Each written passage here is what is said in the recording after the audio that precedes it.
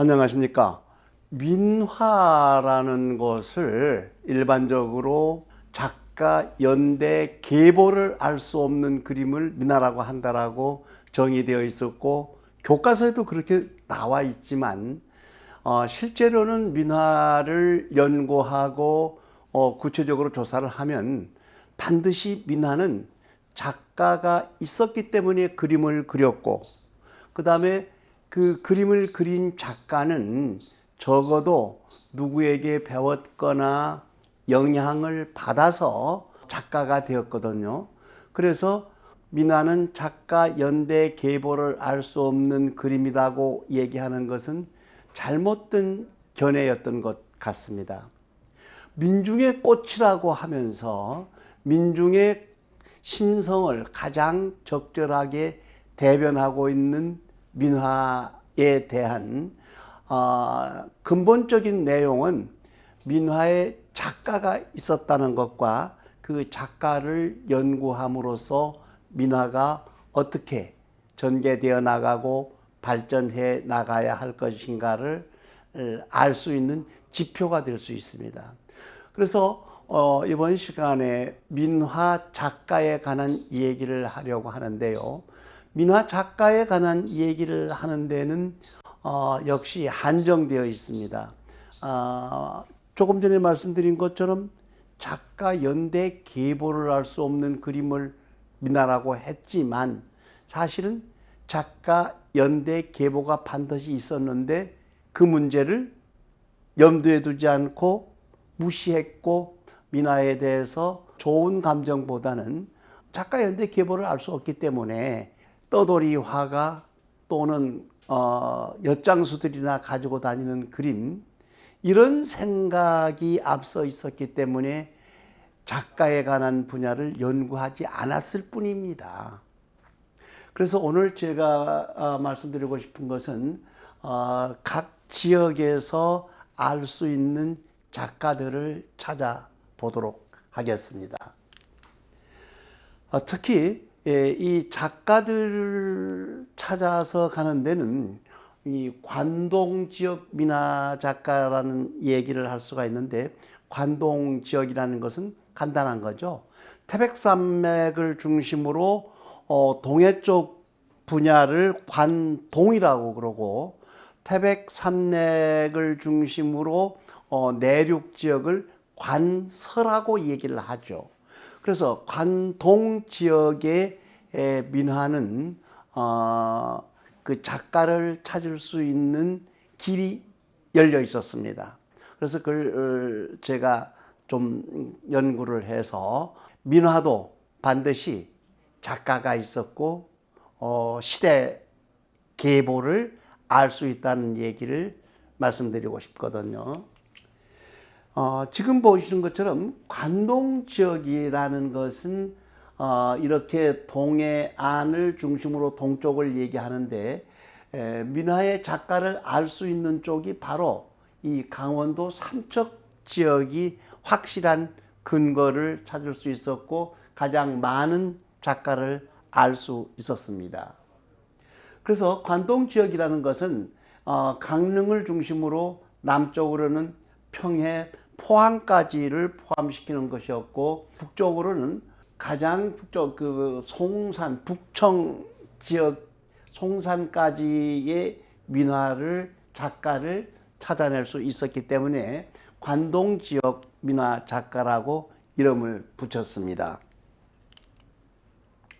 관동 지역 작가들 중에서 대표적인 작가는 소남 이수를 들을 수가 있는데요. 이 소남 이수는 1836년에 태어나서 1909년에 돌아가셨습니다. 이 소남 이수가 누구냐면 그 유명한 해강 김기준의 외삼촌이에요. 해강 김기준 하면 그 고종의 서예 선생을 하셨고, 우리나라의 카메라, 그러니까 사진관을 가장 먼저 열었던 분이 이 해강 김기준입니다. 근데 해강 김기준이 소남 이수 조카뻘 되는 소남 이수의 누나 되시는 분이 해강 김기준의 어머니뻘 되는 분이었는데 요즘처럼 학교가 있는 게 아니었기 때문에 해강 김규진을 일찌감치 황해도에 계시는 친정 동생에게 유학을 보낸 겁니다. 학교를 보냈어요. 그래서 사실은 그 유명한 우리나라에서 난초를 가장 잘 그린 사람은 석파 이항, 그 다음에 대나무를 가장 잘 그린 사람은 해강 김규진으로 되어 있습니다. 그 유명한 해강 김규진이 누구에게 그림을 배웠고 누구에게 영향을 받아서 우리 문화 속에 최고의 대나무 작가가 되었느냐는 거거든요. 바로 소남 이수의 영향을 받습니다. 이게 소남 이수가 쓴 글씨인데 지금 국어 사전을 비롯해서 상당 부분 보면 소남 이수는 우리나라에서 초서를 가장 잘 쓰는 사람으로 기록이 나와 있거든요. 그렇다면 이 이수 여기에 이 이수란 이름이 지금 나오고 있죠. 이 이수가 과연 우리 문화 속에서 초서를 가장 잘 쓰는 사람이냐? 이것은 아마 앞으로 더 연구를 해야 할 중요한 사항이라고 생각합니다. 그래서 소남 이수라는 사람은 누구에게 영향을 받았느냐 하면 누린 조광진의 영향을 받았고, 조광진은 원조 이광사의 영향을 받았고, 이광사는 백화윤순의 영향을 받아서 계보를 만들 수 있었습니다. 이 계보에서 소남 이수가 정확한 연대를 알 수 없습니다만 어느 때부터인지 모르지만은 강릉 선교장에 내려와서 주석을 하게 돼요. 그래서 왜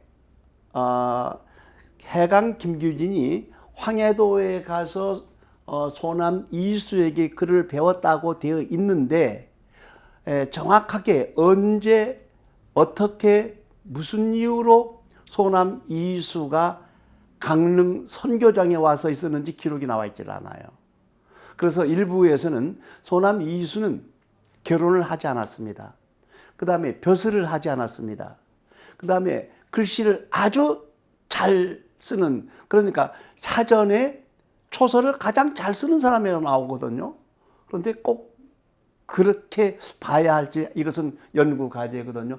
어쨌든 지금 제가 민화의 작가의 계보를 찾아가기 위해서 소남 이수의 영향을 받은 사람들은 해강 김규진, 연호, 그러니까 해강 김규진이 1868년에 태어났거든요. 그런데 소남 이수가 강릉 선교장에 내려와서 주석을 하면서 많은 제자들을 가르쳤는데 그 제자들 면면을 살펴보면은 소남 이수의 영향을 받은 사람들의 영향을 명단을 보면 이렇게 됩니다. 해강 김규진, 연호 이규황, 차강 박기정, 만재 홍납석, 옥남 항익동, 석강 황승주, 규남 심지황을 비롯해서 이렇게 많은 인원들이 소남 이수 문화에 들어가서 글을 배웠다는 얘기죠.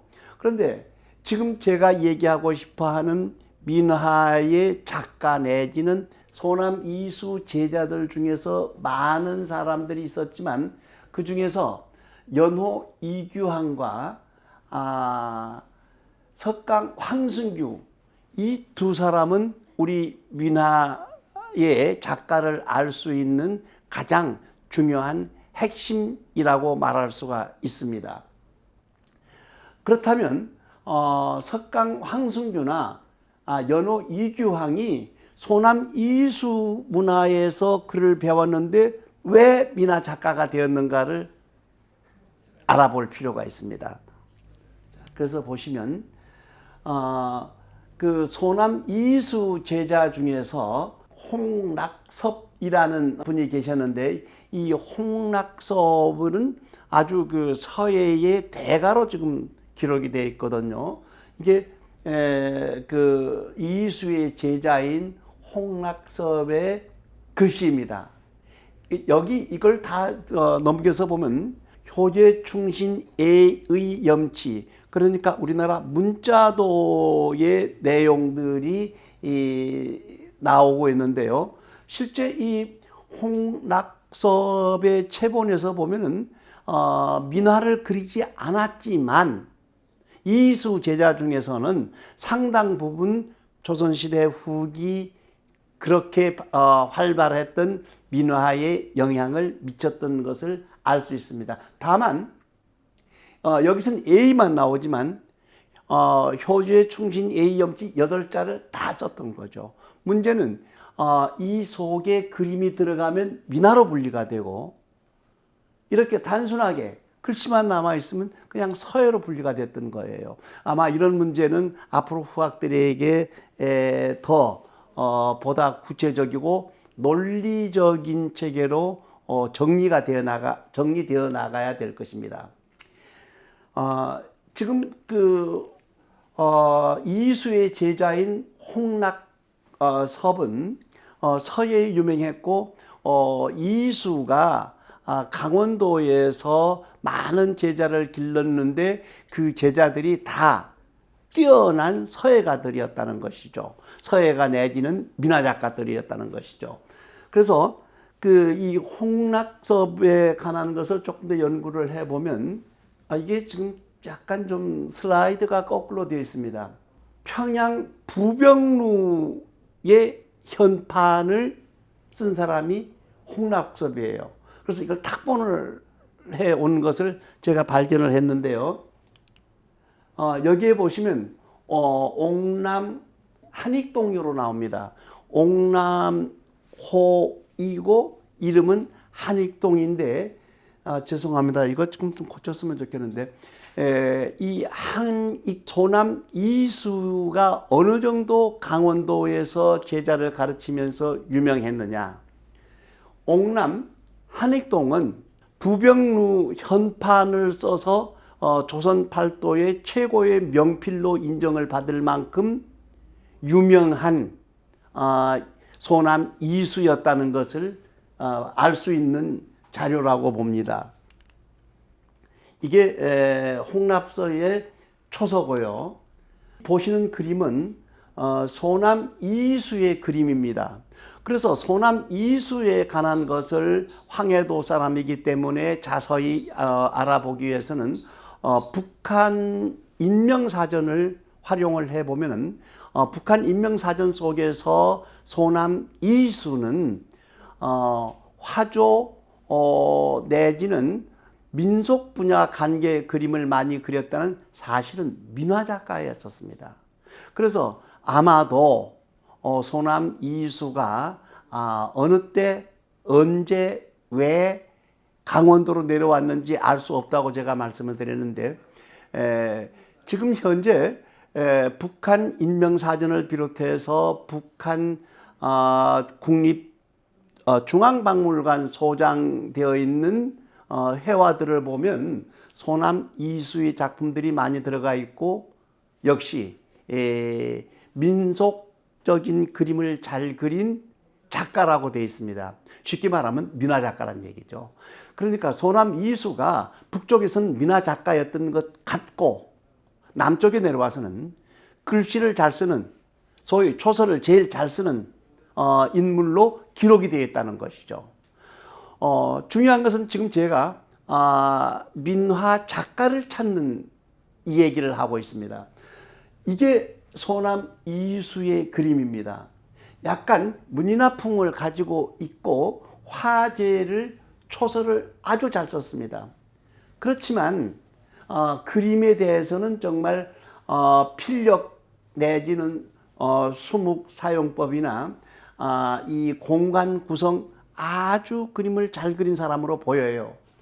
그렇지만 여기서 보면은 이 화재를 이렇게 삐떠닥하게 자기 편한 대로, 아마 술 먹고 쓴 화재 아닐까요? 어떻게 그림보다는 글씨를 더 돋보이게 했고, 그 다음에 그 그림 전체 비례에서 일정하게 똑바로 쓰지 않고 약간 비스듬히, 결국은 그 논두렁 같은 술 취한 사람들의 글씨같이 보이도록 그렇게 썼다는 것이죠. 여기서 제가 말씀드리고 싶은 것은 이수의 그림은 이게 지금 버드나무의 꾀꼬리를 그렸는데 그림은 참 좋아 보입니다. 그래서 이수 그림들을 더 찾아볼 필요가 있는데요. 물론 이건 산수화를 그리기도 했지만 국화를 그렸다든가 아니면 이렇게 수묵에 가까운 화조를 그렸습니다. 사실 이 그림을 자세히 보시면은 실제로는 소남 이수가 북한 지역에서 얘기한 민속화, 풍속화를 그렸다는 기록과는 조금 다릅니다. 이 그림은 문인화에 가까운 그림을 그렸던 것이죠. 그래서 이것은 이수에 대해서 더 연구해야 할 일이지만 이수가 황해도 지역에서 민화를 그렸기 때문에, 풍속화를 그렸기 때문에 크게 대접을 못 받고 강릉 지역으로 어느 때 내려와서 강릉 지역에서 글씨도 잘 쓰고 그림도 잘 그리고 하니까 강원도 일대에서 소위 이 문인 계열 엘리트층이라는 사람들은 무조건 이수 밑에 가서 공부를 해야만이 이수 제자라고 해야만이 대접을 받는 시기가 있었던 겁니다. 그런 것을 종합해 보면은 이수가 황해도 지역에서 언제 어떻게 빠져나왔는지 모를 만큼 강릉 지역에 와서 그렇게 인기가 있고 한익동처럼 우리나라 최고의 서예가를 배출할 만한 배경을 가지고 있었다고 생각합니다. 자, 문제는 여기서부터인데요.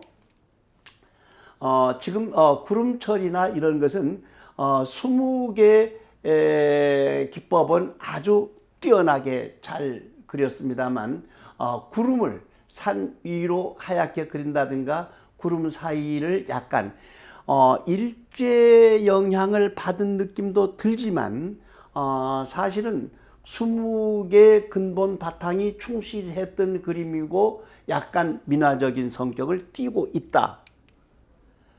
마찬가지입니다. 이 그림도 그야말로 거침없이 자기 마음껏 붓을 휘두르고 수묵을 다루는 솜씨를 보여주고 있습니다. 이런 그 그림에서도 일반적으로 연꽃 그림과 촉새 이런 물새들 그림을 그리지만 필력이 일반 민화 그림이기보다는 오히려 수묵 문인화에 가까운 그림으로 보아야 할 것입니다. 이상에서 소남 이수의 그림 실력을 볼 수 있었고, 과연 소남 이수는 초서를 잘 쓰는 서예가냐, 그림을 잘 그렸던 화가냐, 양쪽을 다 겸수했던 작가로 볼 수 있는 자료들을 보셨습니다. 그래서 조금 전에 말씀드렸던 소남 이수 제자 중에서 연호 이규항이라는 사람을 소개하고 싶은데요. 1868년에 태어나서 1926년에 그러니까 비교적 단명하신 거죠.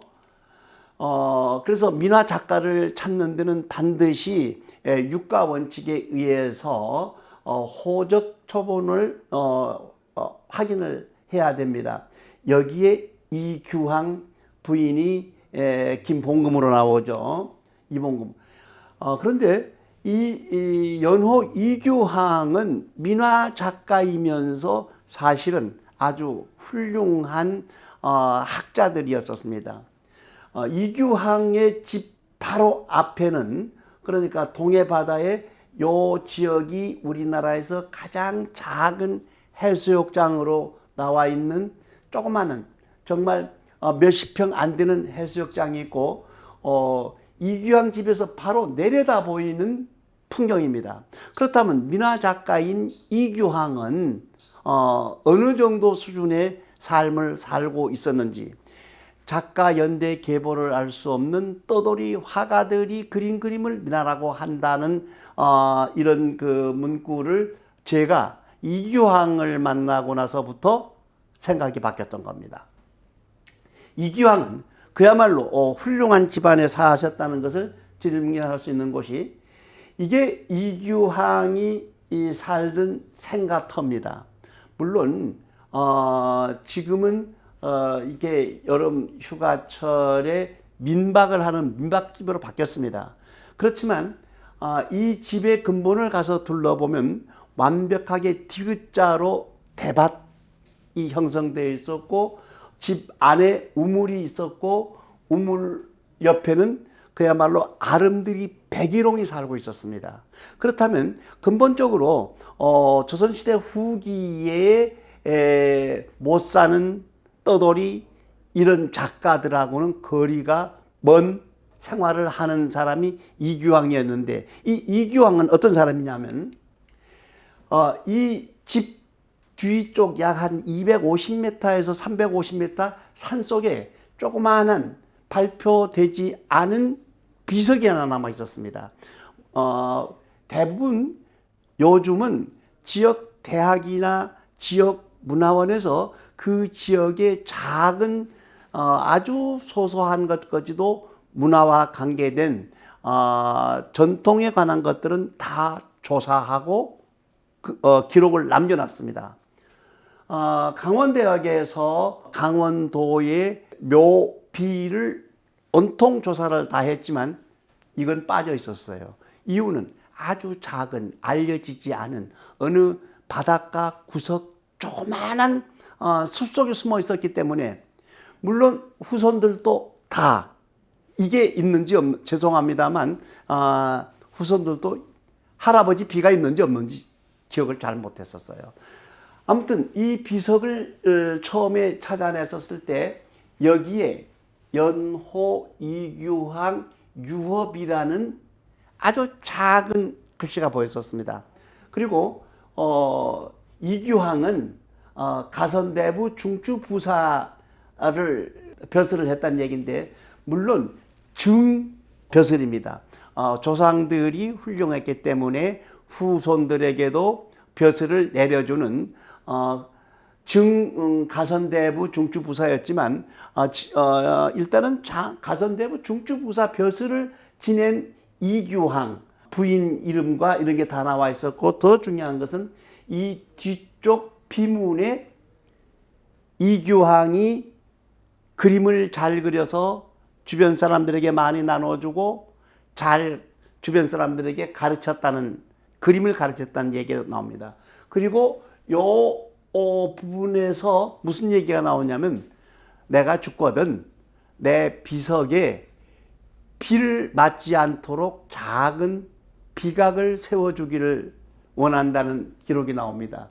그렇지만 민화를 그렸고 또 이규항이 일찍 돌아가시는데 아마 요즘 얘기한 코로나 같은 돌림병, 전염병이었을 가능성.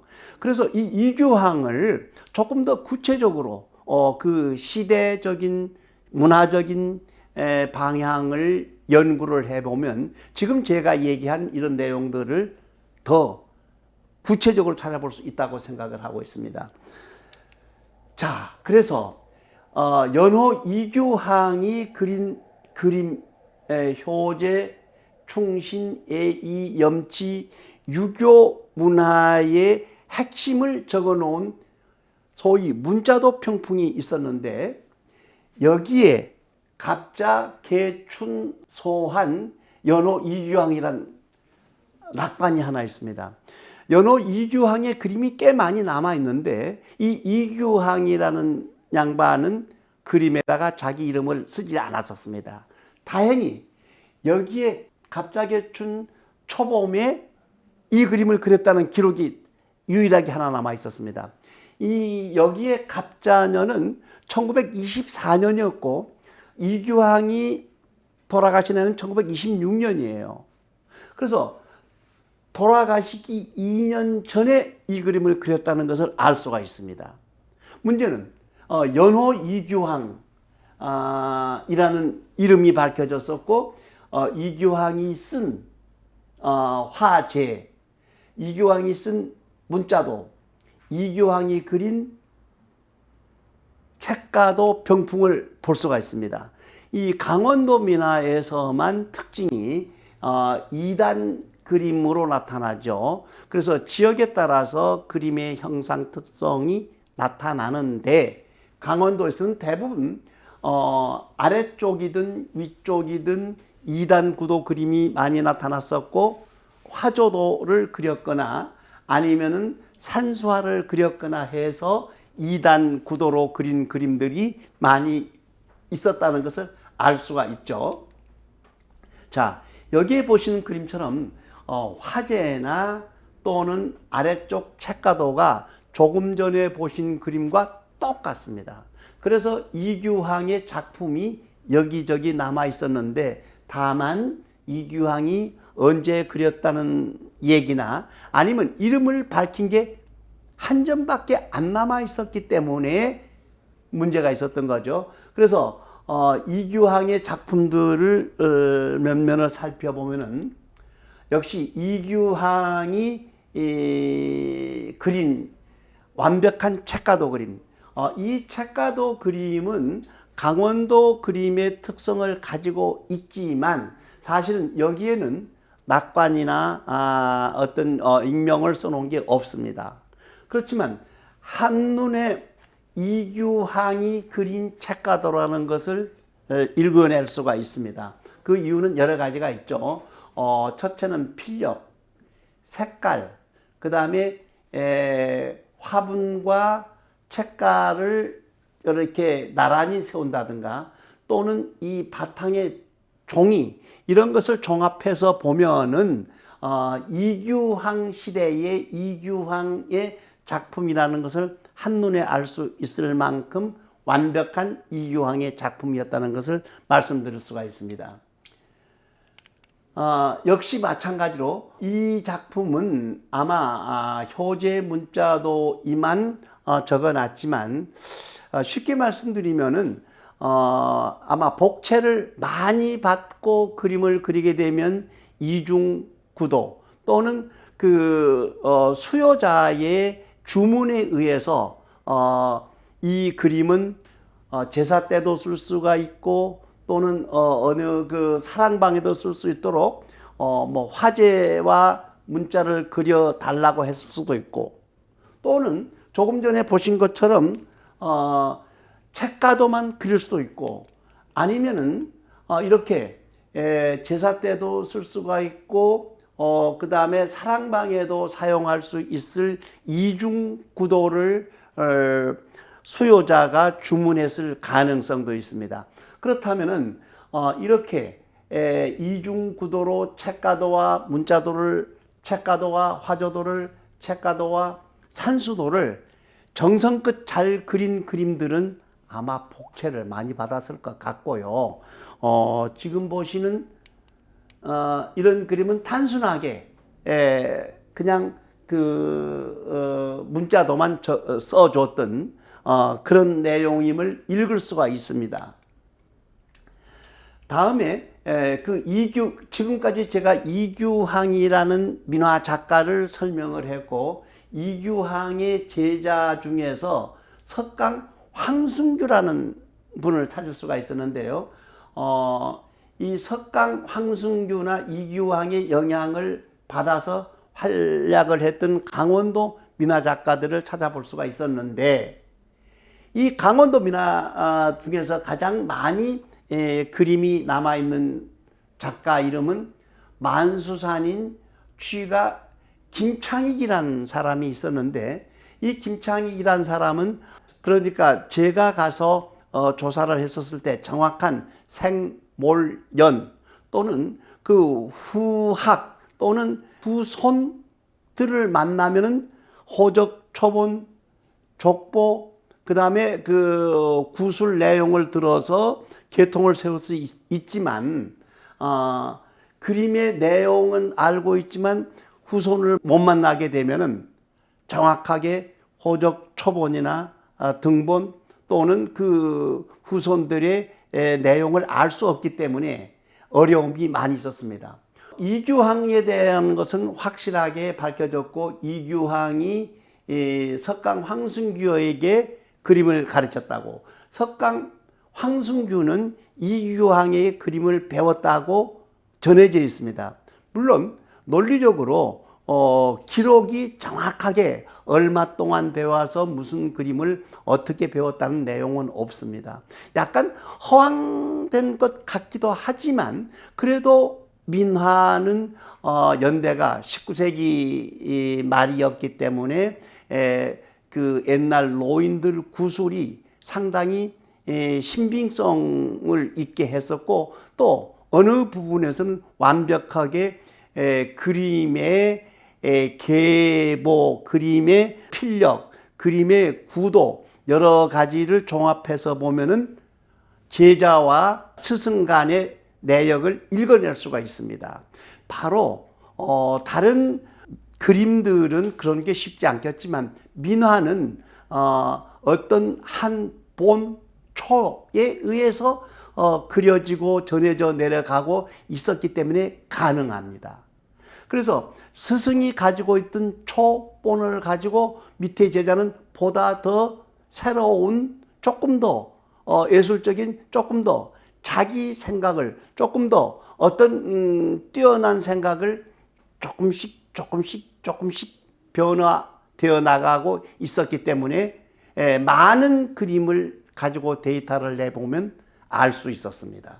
자, 그래서 여기서 연호 이규항과 황순규, 연호 이규항의 수제자인데, 실제로는 석강 황순규의 외삼촌이 이규항으로 나와 있기도 합니다만, 그것은 제가 이규항의 후손들과 황순규의 후손들을 같이 모아서 이렇게 토론을 해봤지만 이게 잘 맞지를 않았습니다. 근데 여러 가지 문제점들이 있어요. 앞으로 한국 민화는 작가 연대의 계보를 알 수 없다 해서 지금 작가를 찾아내고 있는 초기 단계입니다. 민화도 작가가 있었고 시대가 있었고 계보가 있었다. 그런 그 논리를 세우기 위해서 이런 걸 만들었는데요. 아무튼 강원도 민화에서 취가 김창익이, 강촌 원북 면장, 평창의 이동호, 그 다음에 그 북청의 송산이라는 지역, 그 다음에 이종하, 이런 4-5사람 정도가 강원도 지역, 소위 관동 지역의 민화 형성 띠를 찾아낼 수가 있었다.